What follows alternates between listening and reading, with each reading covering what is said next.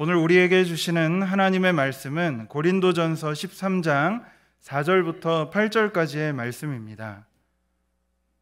이제 제가 하나님의 말씀을 봉독하겠습니다.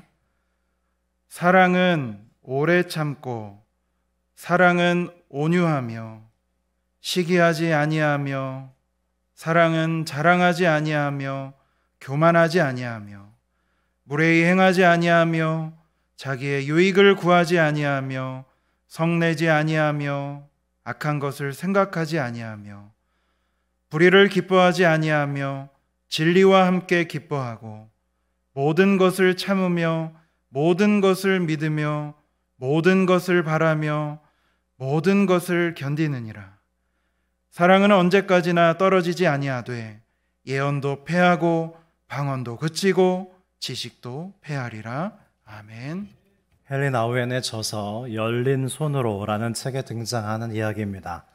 어떤 할머니 한 분이 정신병원에 입원을 했습니다. 그런데 특이하게도 이 할머니는 오른손을 꽉 움켜쥐고 있었는데요. 아무리 간호사들이 그 손을 펴드리려고 해도 할머니는 발버둥을 치면서 절대 그 손을 피려고 하지 않았습니다. 이윽고 밤이 돼서 이 할머니가 잠들었을 때에 조심스럽게 그 손을 펴보니까 손 안에는 보잘것없는 작은 동전이 하나 쥐어져 있었습니다.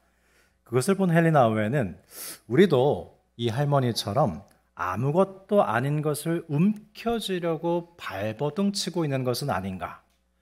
하나님께 손을 활짝 펼쳐서 해로운 것은 가져가시도록 하고 꼭 있어야 할 것은 우리의 손바닥 위에 올려주시도록 해야 한다고 통찰했습니다. 성도 여러분, 우리가 지금 손에 꼭 움켜쥐고 놓지 않으려고 하는 것은 무엇입니까? 또한 하나님께서 우리의 손바닥에 올려주시기 원하시는 것은 무엇일까요? 오늘날 우리 시대에는 정치, 경제, 문화, 교육 그 어떤 분야에서든지 남보다 뛰어나야 함을 요구받고 있습니다. 이 경쟁 사회에서 살아남기 위해서는 승자가 되어야 할 뿐 아니라 많이 가져야 하고 또 강해져야죠. 그래서 우리는 우리의 이익이 보장되고 안전할 수 있는 입지를 소나귀에 쥐고 절대로 놓고 싶지 않아 합니다.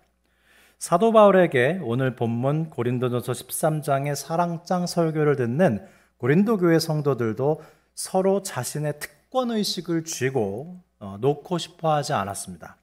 그러나 우리 주님께서는 그런 우리의 손을 펼쳐서 사랑하지 말아야 할 것을 가져가시고 우리가 더욱 사랑해야 할 것을 쥐어주고 계십니다.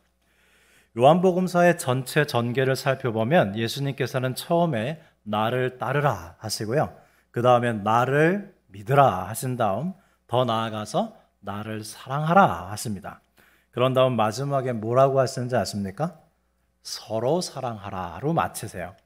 어느덧 저의 첫 번째 임기를 마칠 시점이 다다랐는데요. 하나님께 기도를 했습니다. 마지막 시리즈 설교 말씀을 뭘 해야 할까요? 응답을 참 안 하시고 오래 기도를 시키신 다음에 응답을 해주셨는데 그게 바로 고린도전서 13장의 사랑장입니다. 사랑을 설교하고 마무리했으면 좋겠다.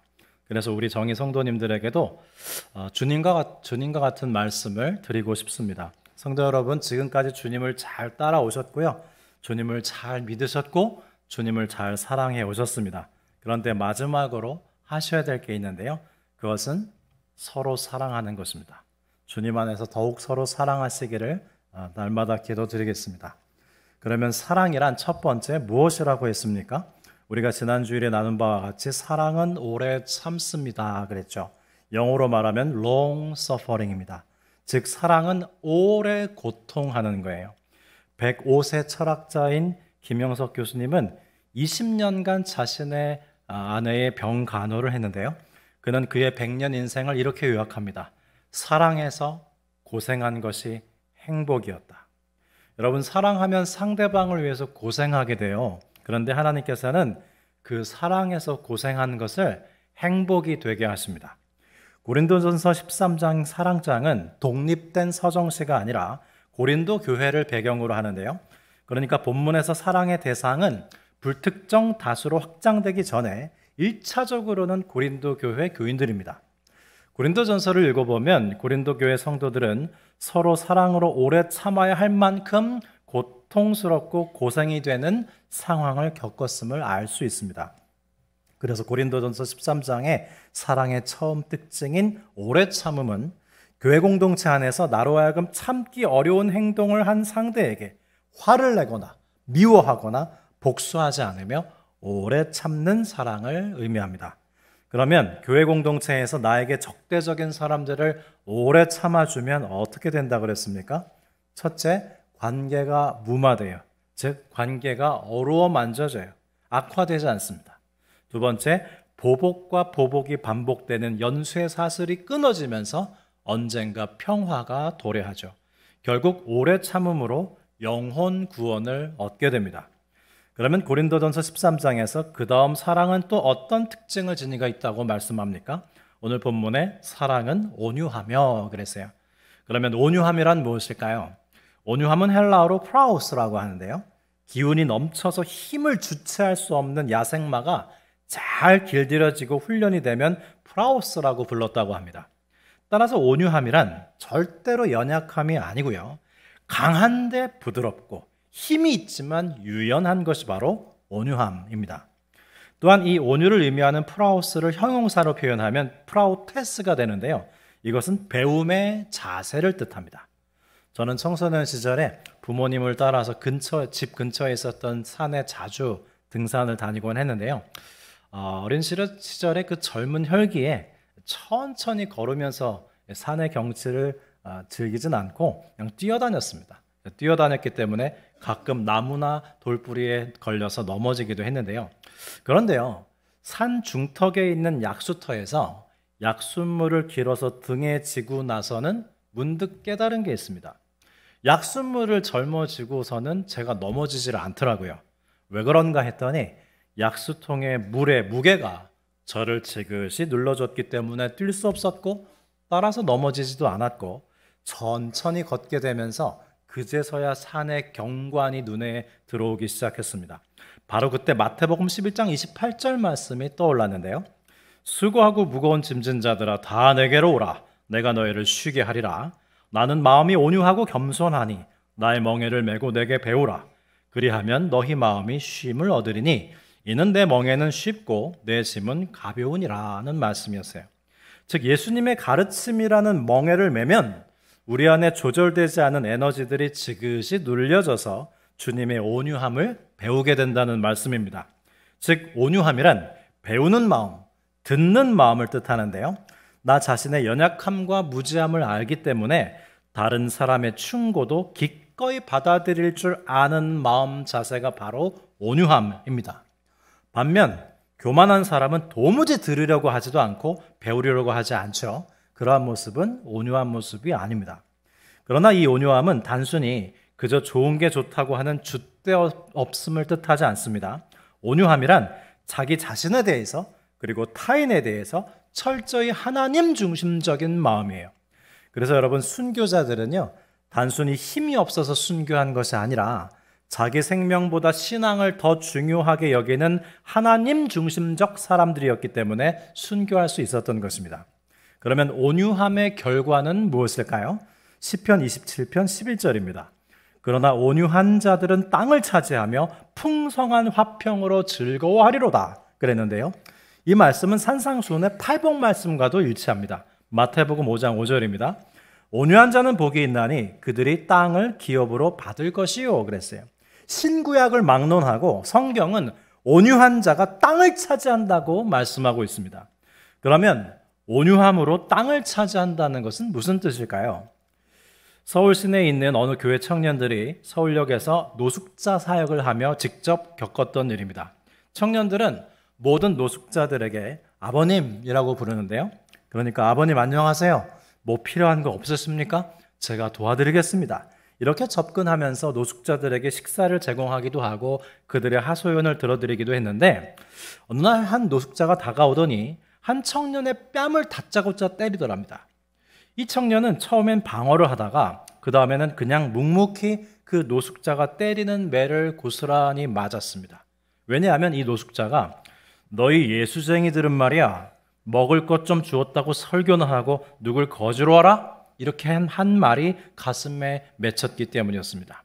이 청년은 죄송하다고 하면서 끝까지 매를 맞았고 마침내 노숙자가 매질을 멈추자 이제 분이 좀 풀리셨습니까? 다음에 와서 또 말씀을 나누겠습니다 하고 돌아서는데 이 노숙자가 이 청년을 불러 세우더니 이렇게 얘기하더랍니다. 이 사람아, 기도는 해주고 가야지. 만일 이 청년이 노숙자와 맞붙어 싸웠다라면 어떻게 됐을까요? 땅을 얻지 못했겠죠. 땅을 얻는다는 의미는 첫 번째로 실제로 이스라엘 백성들이 가나안 땅을 얻는다는 의미도 있고요. 두 번째, 하나님 나라를 이 땅에서 산다는 의미도 있고요. 세 번째가 중요합니다. 관계를 얻고 사람을 얻는다는 뜻이 땅을 얻는다는 뜻입니다. 이 청년은 노숙자에게 대항해서 싸울 수도 있었지만 온유한 마음으로 매를 맞으면서 노숙자의 상처난 거친 마음을 모두 받아주었고 그 결과 그의 마음을 얻고 하나님 앞에 인도할 수 있게 됐던 것이죠. 제가 청년부를 섬길 때에 간혹 청년들과 저 사이에 의견이 다를 때가 있었습니다. 매우 자연스러운 일이었습니다. 왜냐하면 세대차가 있으니까요. 그럴 때마다 하나님께서 저에게 주신 지혜가 뭔지 아십니까? 청년들한테 보기 좋게 거절당하는 겁니다. 제가 어떤 새롭고 좋은 제안을 하면 청년들은 그거 해본 적 없는데요. 부담스러운데요. 그래 거절했어요. 처음에는 그 거절감이 담당 교육자라서 기분이 썩 좋지는 않았지만 점차 존중하는 마음으로 하나님께서 주신 지혜로 청년들의 거절을 즐겁게 당하기 시작했습니다. 그러자 놀라운 일이 생겼는데요. 청년들이 제 의견에 거절하다가 미안해하기 시작했어요. 그리고 더 나아가서 저를 신뢰하기 시작했어요. 목사님이 우리한테 계속 져주네. 져주는 분한테 미안하기도 하고 저분이 좀 신뢰가 가기도 하면서 마침내 어떻게 하게 됐냐면요. 이 아이들이 억지로 하는 굴종이 아니라 자발적 순종으로 저와 함께 하게 됐어요. 성도 여러분, 땅을 차지하는 것은요, 다투고 싸워 이겨서가 아니라 온유함으로 가능한 것입니다. 그러니까 교회 공동체 안에서 너무 이기려고 하지 말고요. 주님 안에서 좀 서로 잘 져주세요. 거절도 당해 주십시오. 그 결과 관계를 얻고 땅을 얻으시기 바랍니다. 오늘은 어린이 주일인데요. 어느 교육기관에서 한 가지 실험을 했습니다. 어머니와 아이 두 그룹을 A와 B 각 방에 따로 초대해 놓고 아이가 혼자 힘으로 풀 수 없는 블록을 준 다음 아이와 어머니들의 반응을 관찰하는 실험이었어요. 제가 EBS에서 방송을 직접 봤습니다. A방에 있는 아이는 역시나 블록을 잘 못 맞췄어요. 그러자 그 자신의 아이를 바라보던 어머니가 아이가 맞추지 못한 블록을 이 엄마가 나서서 맞춰주고 완성시켜줬습니다. 그리고 B방에 있던 아이도 역시 자신의 힘으로 블록을 맞출 수 없었어요. 그런데 이 아이의 어머니는 침묵 가운데 웃으면서 그냥 온유하게 자신의 자녀를 바라보기만 했습니다. 아이가 블록을 잘 맞추든 잘 맞추지 못했든 간에 그대로 아이가 애쓴 흔적을 인정해주는 온유한 태도로 아이를 대해줬어요. 엄마가 대신 맞춰주지 않았습니다. 이 실험을 통해서 교육학자가 해설하기를 아이가 뭘 잘못했다고 해서 엄마가 빨리 수정해주고 대신 완성해주면요, 그 아이의 자존감은 점점 낮아진다고 합니다. 난 혼자 할 수 없구나. 엄마가 대신 해줘야 하는구나. 자존감이 낮아지는 거예요. 반면 아이가 무엇을 어떻게 하든 잘하든 못하든 아이가 스스로 한 것에 대해서 온유하게 인정해주고 받아주면요, 그 아이의 자존감은 높아진대요. 자녀 교육에 있어서도 온유한 마음으로 아이를 인정해줄 때 그 결과 아이의 마음을 얻고 하나님 앞에 인도할 수 있게 되는 것입니다. 그러면 여러분, 성경의 인물들 중에 온유한 사람들은 어떤 사람들이 있었을까요? 특별히 성경은 온유한 사람을 들 때 모세를 빼놓지 않습니다. 민수기 12장 3절을 보실까요? 이 사람 모세는 온유함이 지면의 모든 사람보다 승하더라 그랬어요. 이 말씀이 등장한 상황을 보면 이 이스라엘의 출애굽을 이끌었던 불세출의 지도자인 모세가 웬일인지 만년에 후처를 맞이합니다. 이 구스 여인을 에티오피아 여인을 후처로 맞이해요. 생각해보면 모세는 처가살이를 40년 하면서 아내에게 무시도 당하고 존경받지도 못하며 살아오지 않았을까? 그런 생각이 듭니다. 그러자 형 아론과 누나 미리암이 이 모세를 강하게 책망해요. 지도자로서 무슨 짓이냐? 아주 호되게 나무랍니다. 그런데요, 그때 모세가 아무 말을 안 해요. 아무런 대항을 하지 않고 또 자기 연민에 빠지지도 않습니다. 변명하거나 싸웠다는 기록도 없습니다.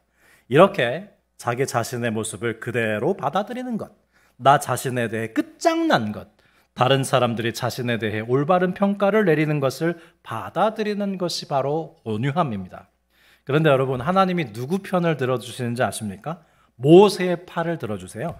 오히려 비난한 누이 미리암은 이 일로 일주일 동안 악성 피부염에 걸립니다. 미리암아, 넌 그렇게 정결하더냐? 아예 하얗게 만들어주마. 일주일 동안 하얗게 악성 피부염에 걸려서 미리암은 진 밖에 격리됩니다. 그런데 이 모세는요, 속도 없어요. 자신을 비방했던 누이 미리암을 위해서 고쳐달라고 중보기도를 합니다. 바로 이러한 성품이 온유인 거예요. 시편 37편 11절을 다시 읽어드리겠습니다. 온유한 자들은 땅을 차지하며 풍성한 화평으로 즐거워하리로다 그랬어요. 비판하고 공격하고 강해 보였던 미리암과 아론이 땅을 차지한 것이 아니라 온유한 모세가 땅을 차지하고 화평을 즐깁니다. 때때로 교회 공동체 안에서 누군가에 대해 험담하거나 뒷담화하는 일이 있지 않습니까? 영화 삼진그룹 토익바 안에 나오는 장면인데요. 회사 일을 잘 감당해서 언제나 상사에게 칭찬을 받는 유나라는 유능한 직원이 등장합니다. 그녀는 비록 고졸 출신이었지만 다른 대졸 출신들보다 훨씬 일을 더 잘했어요. 그러자 어떤 동료 사원이 이 유나를 꽃뱀이라고 험담하면서 돌아다녔습니다. 그러던 어느 날 이 유나가 자신을 험담하고 돌아다니는 사람을 엘리베이터에서 단둘이 딱 마주쳤습니다. 그때 유나는 이렇게 말했습니다. 나 좀 그만 보고 너 자신을 좀 봐. 나 좀 그만 보고 너 자신을 좀 봐. 누군가를 험담하고 뒷담화하는 사람들의 특징은 자기 자신은 보지 못하고 다른 사람만 봅니다. 반면 온유한 사람은요, 다른 사람에 대해 쓸데없는 관심을 갖기보다는 스스로를 성찰해요. 그래서 다윗이 밧세바를 범했을 때 나단 선지자가 다윗에게 당신이 그 사람이라 라고 지적했을 때 다윗이 뭐라 그랬죠? 아니, 밧세바가 유혹했어요 라고 했습니까? 다윗은 내가 죄를 범하였나이다. 그저 자신의 잘못을 인정하고 시인했는데 그것이 바로 온유입니다. 이처럼 온유한 사람은요, 자기 자신에 대해서 끝장난 사람이에요. 그래서 사나운 질문에도 부드럽게 대답합니다. 내가 죄를 지었나이다. 저는 온유한 사람 하면 이삭이 떠오르는데요. 이삭은 어떤 면에서 독특한 인물이었습니다. 이삭의 아버지는 아브라함이죠. 이삭의 아들은 야곱입니다. 그는 아버지와 아들만큼 유명한 사람이 못 됩니다. 그러나 이삭은 아브라함보다 야곱보다 훨씬 온유한 사람이었어요. 창세기 26장에 보면 이삭이 하나님의 지시하신 대로 그랄 땅에 가서 농사를 짓는데요. 여러분, 농사의 중요한 건 물이잖아요. 그래서 이삭이 우물을 파고 농사가 잘 돼서 100배나 거둡니다. 그러자 그 지역의 유지인 아비멜렉이라는 사람이 그만 이삭을 시기해요. 그래서 그가 이삭이 판 우물을 메워버리고요, 그 지역을 떠나게 합니다. 이삭이 어떻게 할게요? 그냥 아무 말 없이 떠나요. 그리고 다른 곳에 가서 우물을 또 팠습니다. 그러자 블레셋 사람들이 와서 또 이삭이 판 우물을 빼앗아 버렸어요. 그러자 이삭은 다투지 않고요, 또 다른 곳에 가서 묵묵히 우물을 또 팝니다. 그 당시 중동에서 우물을 판다는 것은요, 지름 10m를 파들어가는 것을 의미하고요, 파는 족족 물이 나오는 것도 아니에요. 물이 나올 때까지 파야 합니다. 그러기를 이삭은 3번이나 했어요. 그러면 이삭은 어떻게 자신의 우물을 강제로 빼앗은 아비멜렉과 블레셋 사람들과 다투지 않으면서 빼앗으면 빼앗기며 이렇게 묵묵히 우물을 계속 팔 수 있었던 이유가 무엇일까요? 단지 이삭이 성격이 좋았기 때문일까요? 이삭은 자신의 인생의 뿌리를 아비멜렉이나 블레셋 사람에게 내린 것이 아니라 하나님과의 관계의 뿌리를 내리고 있었습니다. 그래서 어떤 구약학자는 이삭은 우물을 판 것이 아니라 하나님의 심장을 판 것이다 라고 했어요. 하나님께서 이삭에게 그랄로 가라고 하셨기 때문에 그는 우물을 3번이나 빼앗겼지만 그랄을 떠나지 않습니다. 하나님을 떠나지 않아요. 그래서 하나님께서는 이삭이 우물을 팔 때마다 물이 터져 나오게 하셨고 농사가 잘 되게 해주신 것입니다. 이삭은 그걸 알고 있었어요. 그래서 그의 관심은 하나님께 대한 순종에 있었고 하나님과의 부요한 관계에 깊이 뿌리를 내리고 있었기 때문에 누가 와서 우물을 빼앗든 그와 다투지 않을 수 있었습니다. 그래서 나중에 아비멜렉이 이삭을 찾아와서 이렇게 말하죠. 창세기 26장 28절입니다. 여호와께서 너와 함께 계심을 분명히 보았으므로 우리 사이 곧 우리와 너 사이에 계약을 맺으리라. 너는 여호와께 복을 받은 자니라 하고 더 이상 이삭을 괴롭히지 않습니다. 성도 여러분, 우리 그리스도인들이 어떻게 하면 세상 사람들에게 하나님께서 너와 함께 하심을 보았다고 너는 하나님께 복 받은 사람이라는 말을 들을 수 있을까요? 세상과 같은 방식으로 절대 지지 않고 경쟁해서 싸워 이기고 힘을 기르고 세상과 맞설 때 그런 말을 들을 수 있을까요? 모세처럼 자기 자신에 대해 끝장났을 때, 다윗처럼 타인을 탓하기보다는 자기 자신을 성찰할 때, 이삭처럼 오로지 하나님께 대한 순종에 관심하며 하나님과의 부유한 관계에 깊이 뿌리를 내릴 때 가능한 것 아니겠습니까? 그러면 우리는 어떻게 온유하게 될 수 있을까요? 예수님의 첫 번째 설교인 산상수훈 8복을 보면요, 첫 번째 복이 심령이 가난한 자는 복이 있나니 천국이 그들의 것이며이고요, 두 번째 복이 애통하는 자는 복이 있나니 그들이 위로를 받을 것이며이고, 세 번째 복이 바로 온유한 자는 복이 있나니 그들이 땅을 기업으로 받을 것이요입니다. 여러분, 지금 말씀을 들으면서 여러분 마음이 어떻습니까? 마음이 좀 무겁지 않으세요? 우리는 팔복에 관한 말씀을 듣거나 사랑은 오래 참고 사랑은 온유하며 이런 말씀을 들으면 마음에 상당한 부담이 옵니다. 왜냐하면 난 그렇지 못한데, 그래야 한다는 의무요, 복을 받기 위한 조건의 말씀으로 들리기 때문이죠. 그런데 달라스 윌라드라는 영성신학자가 그의 책 하나님의 모략이라는 책에서 이 문제를 한 방에 해결합니다. 이런 말씀은 우리의 의와 공로로 지켜내야 하는 율법이 아니라 복음이라는 거예요. 뭔가 잘해내서 상으로 받으라는 것이 아닙니다. 여러분, 마태복음의 핵심 사상이 뭐죠? 임마누엘이에요. 하나님께서 함께 하신다는 거예요. 하나님께서 함께 하시면 우리는 팔복의 사람이 되는 겁니다. 하나님께서 함께 하시면 우리는 이런 사람이 된다는 율법이 아니라 복음이라는 거예요. 그러니까 주님이 우리에게 은혜를 주시면 고린도전서 13장의 사랑을 할 수 있게 된다는 복음이지, 이렇게 하지 않으면 벌 받는다는 율법이 아닙니다. 베드로의 이름은 반석이지만 실제 그의 삶은 예수님께 걸림돌이었어요. 베드로는 어떤 사람이었냐면 예수님께 꼭 하고야 말겠다고 약속한 것은 하나도 지키지 못하고 결단코 그런 일은 없을 거라고 호언장담한 것은 다 저질러 버리는 철저히 실패한 인생을 산 게 베드로입니다. 그는 그런 자신에 대해 수없이 애통해했고 여러 번 예수님께 제자직을 그만두겠다고 사표를 냈어요. 그런 그를 예수님은 다시 찾아가서 또 부르시고 위로하시고 결국 수제자로 만든 게 베드로입니다. 베드로의 평생은 애통하고 위로받고 애통해하고 위로받는 여정의 무한 반복이었어요. 그러다 보니 어떻게 됐어요? 말랑말랑해져서 온유해진 거예요. 여러분, 하나님께서는 우리 자신의 연약함과 죄됨을 애통하게 하시고요, 수없이 위로하시는 사랑으로 결국 우리의 심령이 말랑말랑해서 온유한 사람으로 만들어 주십니다. 그 결과 우리는 모세처럼 다윗처럼 이삭처럼 온유한 사랑의 사람으로 형성되는 거예요. 이건 율법이 아닙니다. 우리를 이렇게 만들어 주신다는 복음입니다. 사랑하는 성도 여러분, 높은 뜻이 무엇입니까? 높은 뜻은 하나님의 뜻이죠. 하나님의 뜻은 무엇입니까? 우리가 하나님의 뜻으로 서로를 정죄하고 누가 하나님의 뜻을 지켰는지 못 지켰는지를 따져 묻는 것인가요? 그렇지 않습니다. 하나님의 뜻은 우리가 서로 사랑하는 것입니다.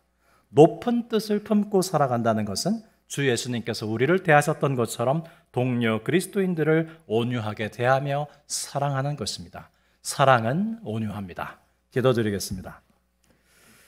하나님 아버지, 오늘도 우리를 사랑하사 우리 자신의 죄된 모습에 애통하게 하시고 위로하여 주시는 중에 주님을 닮은 온유한 성품을 우리 안에 창조해 주시니 감사를 드립니다. 정의교회 공동체 안에 서로를 온유하게 사랑하며 더욱 주님을 닮아가게 하여 주십시오. 오늘은 어린이 주일입니다. 우리에게 허락하신 자녀들이 나의 자녀이기 이전에 하나님의 자녀임을 알아 온유하게 대하게 하여 주십시오. 우리의 사랑하는 자녀들이 온유한 자가 되어 땅을 차지하고 관계를 얻고 사람을 얻는 복을 누리게 하여 주십시오. 서로를 온유하게 사랑함으로 높은 뜻 행하기 원하며 지금도 우리를 온유하게 하시는 예수 그리스도의 이름으로 감사하며 기도드립니다. 아멘.